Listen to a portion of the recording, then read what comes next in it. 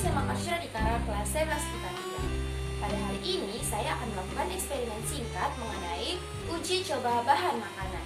Tujuannya adalah untuk mengetahui reaksi dari larutan iodium bersamaan dengan karbohidrat dan peranan karbohidrat bagi tubuh manusia. Ayo mulai! Pertama-tama saya akan memperkenalkan bahan-bahan yang akan dipakai sebagai bahan ujinya.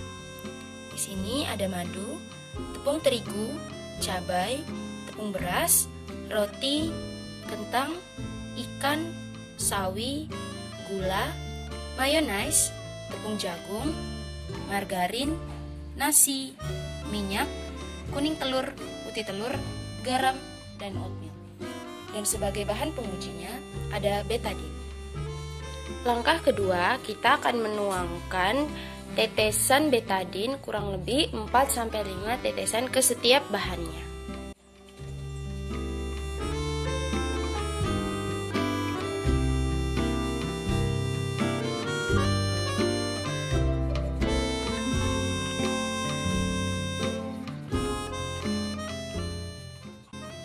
Setelah didiamkan beberapa saat, perubahan warna ternyata terjadi pada bahan tepung terigu, tepung beras, roti, kentang, tepung jagung, nasi, dan juga oatmeal. Sedangkan bahan lainnya tidak mengalami perubahan warna.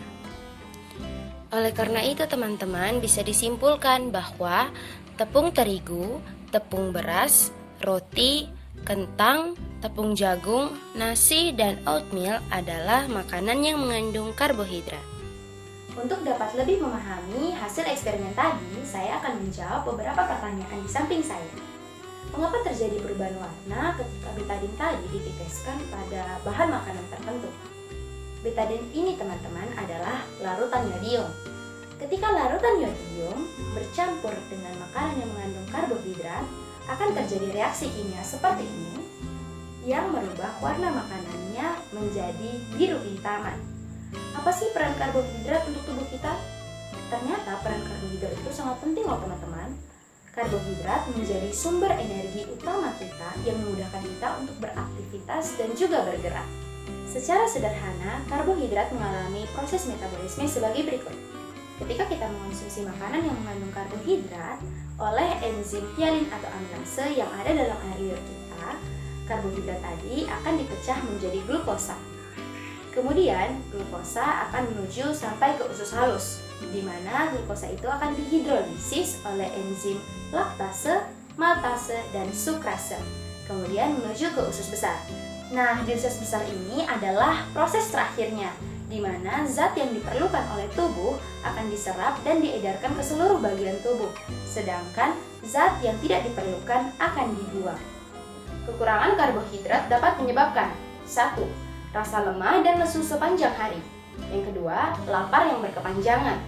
Karbohidrat menghasilkan hormon serotonin yang memberikan rasa nyaman di otak. Ketika kita kekurangan hormon serotonin, tubuh kita akan cenderung merasa marah dan depresi sepanjang waktu.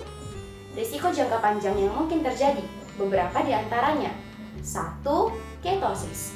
Ketosis adalah keadaan di mana tubuh kita memanfaatkan lemak sebagai satu-satunya sumber energi. Ini tidak baik untuk tubuh kita loh teman-teman. Ketosis dapat menyebabkan penumpukan senyawa keton dalam tubuh yang berakhir dengan kondisi koma, bahkan kematian. Kekurangan karbohidrat dapat menyebabkan kurang gizi. Salah satu kasus terparahnya adalah marasmus, kondisi ketika tubuh kita terlihat jauh lebih tua dibanding usia kita seharusnya. Coba teman-teman sekalian bayangkan, ketika ini terjadi pada ibu hamil dan anak-anak yang masih dalam tahap bertumbuh dan berkembang. Besar sekali kemungkinan untuk stunting. Jangan biarkan ini terjadi ya teman-teman. Teman-teman, begitulah hasil eksperimen kita pada hari ini. Sampai jumpa di eksperimen berikutnya. Dah.